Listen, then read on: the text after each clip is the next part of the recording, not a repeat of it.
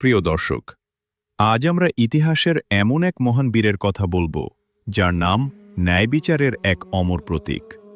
সুলতান সালাহুদ্দিন আইয়ুবী। 1137 খ্রিস্টাব্দের এক অন্ধকার রাত।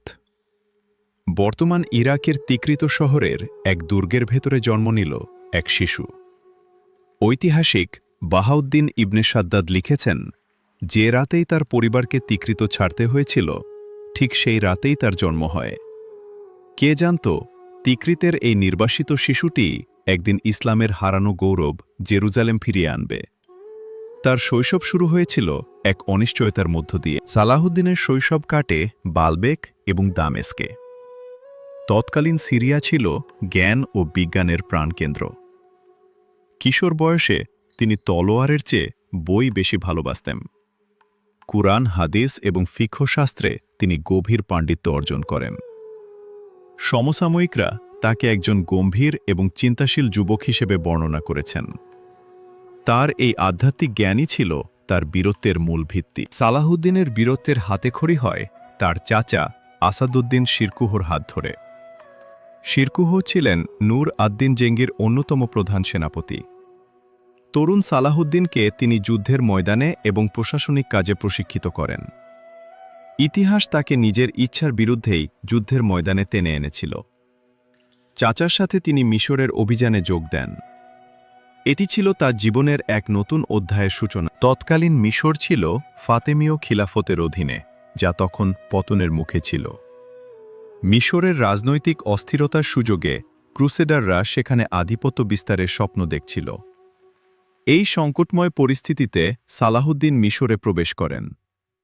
1167 সালে আলেকজান্দ্রিয়া অবরোধের সময় তিনি অসীম বীরত্ব দেখান। কয়েক মাস তিনি ক্রুসেদারদের বিরুদ্ধে শহরটি রক্ষা করেন। এই বীরত্বই তাকে নেতৃত্বের আসনে বসিয়ে দিয়েছিল। 1169 সালে চাচার মৃত্যুর পর মাত্র 31 বছর বয়সে সালাহুদ্দিন মিশরের উজির নিযুক্ত হন। অনেকে ভেবেছিলেন এই শান্ত যুবককে সহজেই নিয়ন্ত্রণ করা যাবে, কিন্তু সালাহুদ্দিন খুব দ্রুত নিজের অবস্থান শক্ত করেন। 1171 সালে তিনি ফাতেমীয় খিলাফতের অবসান ঘটিয়ে মিশরে সুন্নি ইসলাম পুনঃপ্রতিষ্ঠা করেন। এভাবেই আইয়ুবী সাম্রাজ্যের জয়যাত্রা শুরু হয়। মিশর এখন ক্রুসেডারদের বিরুদ্ধে এক শক্তিশালী দুর্গ। নূর আদ্দিন জেঙ্গি ছিলেন সালাহুদ্দিনের মেন্টর এবং আদর্শ। তাদের সম্পর্ক ছিল শ্রদ্ধা এবং আনুগত্যের। নূর আদ্দিনের স্বপ্ন ছিল মুসলিম উম্মাহকে ঐক্যবদ্ধ করে জেরুজালেম পুনরুদ্ধার করা। সালাহুদ্দিন তার এই স্বপ্ন বাস্তবায়নে নিজের জীবন উৎসর্গ করেন। নূর আদ্দিনের মৃত্যুর পর তিনি সিরিয়া অভিযানে বের হন। একে একে তিনি দামেস্ক এবং আলেপ্পো জয় করে মুসলিমদের এক পতাকার নিচে নিয়ে আসেন। ঐক্যই ছিল তার বিজয়ের মূল মন্ত্র। সালাহুদ্দিন এখন এক বিশাল সাম্রাজ্যের সুলতান। তার রাজত্ব লিবিয়া থেকে দজলা নদী পর্যন্ত বিস্তৃত ছিল। তিনি জানতেন কেবল যুদ্ধের জন্য নয়, বরং উম্মাহর সেবার জন্য এই ঐক্য প্রয়োজন। তিনি সিরিয়া, মেসোপটেমিয়া এবং ইয়েমেনকে একক শাসনে নিয়ে আসেন। ক্রুসেডাররা এখন এক বিশাল শক্তির মুখোমুখি হতে যাচ্ছে। সালাহুদ্দিনের তলোয়ার এখন ইনসাফ ও তৌহিদের ঝান্ডা ওড়াচ্ছে। সালাহুদ্দিন কেবল একজন যোদ্ধা ছিলেন না, তিনি ছিলেন একজন অত্যন্ত দক্ষ প্রশাসক। তিনি দিওয়ান আল মাজালিম বা অভিযোগ আদালত পরিচালনা করতেন। সপ্তাহে 2 বার তিনি নিজেই সাধারণ মানুষের অভিযোগ শুনতেন। সেখানে সুলতানের বিরুদ্ধেও বিচার চাওয়া সম্ভব ছিল। তিনি প্রশাসনিক দুর্নীতি দূর করেন এবং যোগ্যতার ভিত্তিতে কর্মকর্তাদের নিয়োগ দেন। ইনসাফই ছিল তার শক্তির প্রধান উৎস। সালাহুদ্দিন শিক্ষার প্রসারে ব্যাপক গুরুত্ব দেন। তিনি অসংখ্য মাদ্রাসা এবং মুসাফিরখানা প্রতিষ্ঠা করেন। তিনি কায়রো সিটাডেল নির্মাণ করেন, যা আজও তার বীরত্বের সাক্ষ্য দিচ্ছে। কায়রোর বিখ্যাত আহমদ ইবনে তুলুন মসজিদকে তিনি সব ধর্মের মানুষের জন্য আশ্রয়ে পরিণত করেছিলেন। তিনি বিজ্ঞান ও চিকিৎসার পৃষ্ঠপোষকতা করতেন। তার জনকল্যাণমূলক কাজ শত্রুদের কাছেও তার নাম ছড়িয়ে দেয়। ক্রুসেডার নাইট রেলড অফ চ্যাটিলন ছিলেন এক নিষ্ঠুর ব্যক্তি। তিনি সন্ধি ভঙ্গ করে মুসলিম কাফেলা আক্রমণ করতেন। তিনি মদিনা শরীফ আক্রমণের হুমকি দিয়ে মুসলিমদের হৃদয়ে আঘাত করেন। এই খবর শুনে সালাহুদ্দিন শপথ করেছিলেন যে তিনি নিজ হাতে রেনল্ডকে হত্যা করবেন। যুদ্ধের দামামা এখন বেজে উঠেছে। হাত্তিনের ময়দান এখন বীরত্বের প্রতীক্ষায়। 1187 সালের জুলাই মাস। সালাহুদ্দিন অত্যন্ত কৌশলে ক্রুসেডার বাহিনীকে মরুভূমির পানিরহিত উত্তপ্ত পাহাড়ের মধ্য দিয়ে মার্চ করতে বাধ্য করেন। জুলাইয়ের প্রচণ্ড গরমে ক্রুসেডাররা তৃষ্ণায় দিশেহারা হয়ে পড়ে। সালাহুদ্দিনের বাহিনী তাদের পানি সরবরাহের রাস্তাগুলো বন্ধ করে দেয়। এটি ছিল ইসলামের ইতিহাসের অন্যতম শ্রেষ্ঠ রণকৌশল। তৃষ্ণার্ত সৈন্যরা লড়াই করার শক্তি হারিয়ে ফেলেছিল। হাত্তিনের মালভূমিতে যখন ক্রুসেডাররা তাঁবু ফেলেছিল, সালাহুদ্দিনের সৈন্যরা চারপাশ থেকে শুকনো ঘাসে আগুন ধরিয়ে দেয়। আগুনের শিখা এবং প্রচণ্ড ধোঁয়ায় ক্রুসেডারদের দমবন্ধ হয়ে আসছিল। সেই ধোঁয়ার ভেতর থেকেই মুসলিম বাহিনী চূড়ান্ত আক্রমণ শুরু করে। হাত্তিনের সেই ঐতিহাসিক ময়দানে ক্রুসেডারদের পরাজয় ঘটে। অধিকাংশ ক্রুসেডার সেনাপতি এবং রাজা গাই বন্দী হন। মুসলিমরা তাদের হারানো গৌরব ফিরে পাওয়ার সুসংবাদ পায়। বিজয়ীর বেশে সালাহুদ্দিনের তাঁবুতে আনা হল রাজা গাই এবং নিষ্ঠুর রেনল্ডকে। তৃষ্ণার্ত রাজাকে সুলতান এক গ্লাস শীতল পানি দেন, কিন্তু যখন রেনল্ড সেই পানি খেতে চাইল, সুলতান তাকে থামিয়ে দিলেন। তিনি রেনল্ডকে তার পূর্বের অপরাধের কথা মনে করিয়ে দেন। সালাহুদ্দিন নিজ হাতে রেনল্ডকে মৃত্যুদণ্ড দিয়ে তার শপথ পূর্ণ করেন। তবে রাজা গাইকে তিনি সম্মান প্রদর্শন করে প্রাণভিক্ষা দেন। এটিই ছিল সালাহুদ্দিনের ইনসাফ। হাত্তিনের বিজয়ের পর সালাহুদ্দিন জেরুজালেমের ফটকে পৌঁছান। 20 সেপ্টেম্বর 1187। শহরটি তখন রক্ষার দায়িত্ব নিয়েছিলেন বেলিয়ান অব ইবেলিন। প্রায় 2 সপ্তাহের তীব্র অবরোধ এবং লড়াই চলতে থাকে। বেলিয়ান বুঝতে পারলেন যে সালাহুদ্দিনের বাহিনীর সামনে পরাজয় অনিবার্য। তিনি সুলতানের সাথে আলোচনায় বসার সিদ্ধান্ত নিলেন। জেরুজালেমের পবিত্র মাটি আবারও আজানের প্রতীক্ষায় ছিল। বেলিয়ান হুমকি দিয়েছিলেন যে যদি মুসলমানদের মুক্তি না দেওয়া হয়, তবে তারা পবিত্র স্থানগুলো ধ্বংস করবেন। সালাহুদ্দিন রক্তপাত এড়াতে শর্ত দেন যে প্রত্যেক নাগরিক নামমাত্র মুক্তিপণ দিয়ে শহর ত্যাগ করতে পারবে। 1099 সালে ক্রুসেডাররা শহর জুড়ে যে রক্তের নদী বয়ে দিয়েছিল, সালাহুদ্দিন তার বিপরীতে শান্তি ও ক্ষমার উদাহরণ তৈরি করলেন। তিনি চাইলেন কোনো রক্তপাত ছাড়াই পবিত্র শহর পুনরুদ্ধার করতে। তার মহানুভবতা ছিল অতুলনীয়। জেরুজালেমের গেটে যখন হাজার হাজার দরিদ্র মানুষ মুক্তিপণ দিতে পারছিল না, তখন সুলতানের মন গলে গেল। সালাহুদ্দিন এবং তার ভাই আল আদিল ব্যক্তিগত তহবিল থেকে তাদের মুক্তিপণ পরিশোধ করে দিলেন। এমনকি অনেককে সুলতান কোনো মুক্তিপণ ছাড়াই ছেড়ে দিলেন। 1187 সালে 2 অক্টোবর সালাহুদ্দিন বিজয়ী হিসেবে জেরুজালেমে প্রবেশ করলেন। খ্রিস্টানরা তাদের গির্জাগুলোতে নির্ভয়ে প্রার্থনা করার সুযোগ পেল। জেরুজালেমের আকাশে পুনরায় ইসলামের বিজয় নিশান উড়ল। সালাহুদ্দিন আল আকসা মসজিদ এবং ডোম অব দ্য রক থেকে ক্রুসেডারদের চিহ্নগুলো সরিয়ে ফেলেন। তিনি নিজে ঝাড়ু দিয়ে পবিত্র মসজিদ পরিষ্কার করেন। 88 বছর পর জেরুজালেমে জুমার নামাজের খুতবা পাঠ করা হয়। সুলতানের এই বিনয় এবং ভক্তি দেখে উপস্থিত সবাই অশ্রুসিক্ত হয়ে পড়েন। তিনি প্রমাণ করেছিলেন যে কেবল ক্ষমতা নয়, বরং আধ্যাত্মিকতার মাধ্যমেই পবিত্র ভূমি রক্ষা করা সম্ভব। জেরুজালেম এখন আবারও উম্মাহর হৃদস্পন্দন।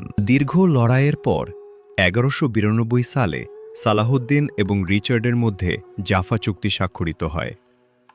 এই চুক্তির মাধ্যমে জেরুজালেম মুসলিমদের শাসনেই থাকে। নিরস্ত্র খ্রিস্টান তীর্থযাত্রীদের যাতায়াতের অনুমতি দেওয়া হয়। সালাহুদ্দিন জেরুজালেম রক্ষা করতে সক্ষম হন এবং ক্রুসেডারদের উচ্চাকাঙ্ক্ষাকে থামিয়ে দেন। এটি ছিল তার রাজনৈতিক দূরদর্শিতার চূড়ান্ত বিজয়।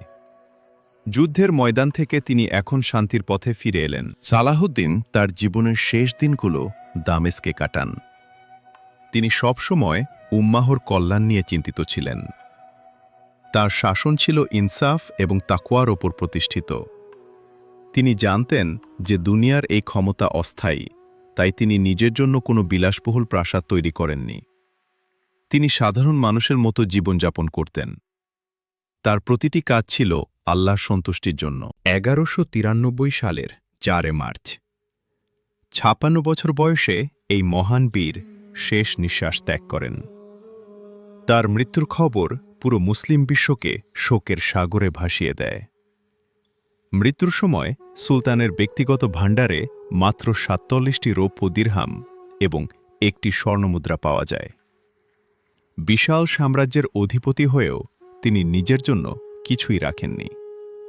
এমনকি তার দাফনের খরচ মেটানোর মতো পর্যাপ্ত অর্থ তার কাছে ছিল না। তিনি ছিলেন এক নিঃস্বার্থ শাসক। মৃত্যুর আগে তিনি তার পুত্র আল আফজালের প্রতি এক অমর উপদেশ দিয়ে গিয়েছিলেন। তিনি বলেছিলেন, বৎস, আল্লাহকে ভয় করো এবং রক্তপাত এড়িয়ে চলো, কারণ রক্ত কখনো ঘুমায় না। তিনি আরও বলেছিলেন, মানুষের হৃদয় জয় করার চেষ্টা করো, কারণ আমি যা অর্জন করেছি তা কেবল মানুষের মন জয় করেই অর্জন করেছি। চরিত্রই ছিল তার প্রধান শক্তি। তার এই উপদেশ আজও প্রতিটি মুসলিম নেতার জন্য পাথে। সালাহুদ্দিন আইয়ুবী চলে গেছেন, কিন্তু তার আদর্শ আজও বেঁচে আছে। তিনি আমাদের শিখিয়েছেন কিভাবে একজন বীর হতে হয়, কিভাবে একজন ন্যায়পরায়ণ শাসক হতে হয় এবং কিভাবে আল্লাহর ওপর পূর্ণ ভরসা রাখতে হয়। তার নাম ইতিহাসের পাতায় স্বর্ণাক্ষরে লেখা থাকবে আজীবন। তিনি ছিলেন উম্মাহর সেই হারানো গৌরব, যা আজও আমাদের অন্ধকার সময়ে পথ দেখায়। সালাহুদ্দিন কেবল ইতিহাস নন, তিনি এক চিরকালীন অনুপ্রেরণা। কেবল মুসলিমরা নয়, বরং পশ্চিমের ঐতিহাসিকরাও সালাহুদ্দিনের বীরত্ব এবং দয়ায় মুগ্ধ ছিলেন। তারা তাকে একজন ন্যায়পরায়ণ শত্রু হিসেবে বর্ণনা করেছেন। মধ্যযুগের ইতিহাসে সালাহুদ্দিনের মতো চারিত্রিক দৃঢ়তাসম্পন্ন নেতা খুব কমই দেখা যায়। তার ইনসাফ এবং মহানুভবতা জাতিধর্ম নির্বিশেষে সবার শ্রদ্ধা কেড়ে নিয়েছিল। তিনি প্রমাণ করেছিলেন যে মহত্ব কোনো সীমানা মানে না। তার আদর্শ আজ বিশ্বজুড়ে মানবতার এক উজ্জ্বল দৃষ্টান্ত। ঐতিহাসিক বাহাউদ্দিন ইবনে সাদ্দাদ লিখেছেন, সালাহুদ্দিন ছিলেন অত্যন্ত ধর্মপ্রাণ। তিনি কখনোই তার নামাজ মিস করতেন না এবং কুরআন তিলাওয়াত শুনতে অত্যন্ত পছন্দ করতেন। তিনি তার জীবনের সমস্ত সম্পদ মানুষের কল্যাণে দান করে গিয়েছিলেন। ইবনে সাদ্দাদ আরও লিখেছেন, সুলতানের দয়া ছিল সমুদ্রের মতো বিশাল। তিনি তার শত্রুদেরও অভয় দিতেন। এই চারিত্রিক মাধুর্যই তাকে সবার থেকে আলাদা করেছিল। তিনি ছিলেন একজন মুমিন বীর। সালাহুদ্দিনের মৃত্যুর পর আইয়ুবী সাম্রাজ্য আরও কয়েক দশক মুসলিম বিশ্বকে সুরক্ষা দিয়েছিল। তার উত্তরাধিকারীরা তার ইনসাফ এবং ন্যায়বিচারের পথ অনুসরণ করার চেষ্টা করেছিলেন। তিনি যে স্থিতিশীলতা এবং ঐক্য প্রতিষ্ঠা করেছিলেন তা ক্রুসেডারদের জয়যাত্রাকে চিরতরে থামিয়ে দিয়েছিল। তার শাসনকাল ছিল মুসলিম উম্মাহর এক সোনালী অধ্যায়। আজকের যুগেও তার প্রশাসনিক কৌশলগুলো গবেষণার বিষয়। তিনি ছিলেন এক সফল স্বপ্নদ্রষ্টা। প্রিয় দর্শক, সুলতান সালাহুদ্দিন আইয়ুবীর জীবনকাহিনী আমাদের বর্তমান ও ভবিষ্যতের পথ দেখায়। জেরুজালেমের পবিত্র মাটি আজও তার বীরত্বের সাক্ষ্য দিচ্ছে। আল্লাহ আমাদের সবাইকে সালাহুদ্দিনের মতো সাহসী এবং ন্যায়পরায়ণ হওয়ার তৌফিক দান করুন। হে আল্লাহ, আমাদের উম্মাহকে আবারও ঐক্যবদ্ধ এবং শক্তিশালী করে দিন। আমিন ইয়া রাব্বুল আলামিন। সালাহুদ্দিনের সেই সোনালী ইতিহাস আমাদের প্রতিটি হৃদয়ে জেলে দিক তৌহিদের আলো। জান্নাতের সুউচ্চ মাকামে আল্লাহ তাকে স্থান দান করুন। আজকের এই বিশেষ ডকুমেন্টারিটি যদি আপনার ভালো লেগে থাকে তবে লাইক দিন এবং আপনার মতামত কমেন্টে জানান। আমাদের চ্যানেলে সাবস্ক্রাইব করে এই ঐতিহাসিক যাত্রার সাথে থাকুন। আপনার বন্ধুদের সাথেও শেয়ার করুন, যাতে তারাও ইসলামের এই বীরত্বের ইতিহাস জানতে পারে। আবার দেখা হবে অন্য কোনো বীরের কাহিনী নিয়ে। আসসালামু আলাইকুম ওয়া রাহমাতুল্লাহি ওয়া বারাকাতুহু।